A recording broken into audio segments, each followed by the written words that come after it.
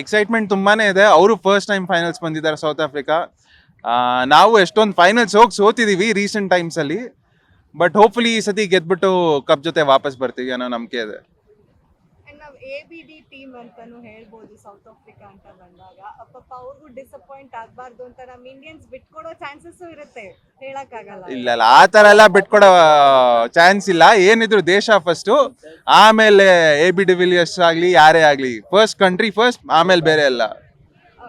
ಇವಾಗ ಎಕ್ಸ್ಪೆಕ್ಟೇಷನ್ಸ್ ಅಂತ ಯಾರ ಮೇಲೆ ಜಾಸ್ತಿ ಇದೆ ನಿಮಗೆ, ಅಂದ್ರೆ ಪ್ಲೇಯರ್ಸ್ ಅಂತ ಬಂದಾಗ? Rohit Sharma opening obviously, but mainly Bumrah. ಅವರಿಂದಾನೇ ನಾವು ಟೂರ್ನಮೆಂಟ್ ಫೈನಲ್ಸ್ ತನಕ ಬಂದಿರೋದು. ಅವ್ರ ಬೌಲಿಂಗ್ ಇರಲಿಲ್ಲ ಅಂದ್ರೆ ಇಲ್ಲಿ ರೀಚ್ ಆಗ್ತಿರ್ಲಿಲ್ಲ.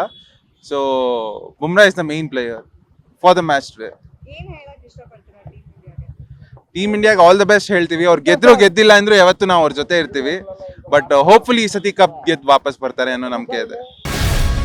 ಗ್ಯಾರಂಟಿ ನ್ಯೂಸ್, ಸುದ್ದಿ ಖಚಿತ, ನ್ಯಾಯ ನಿಶ್ಚಿತ.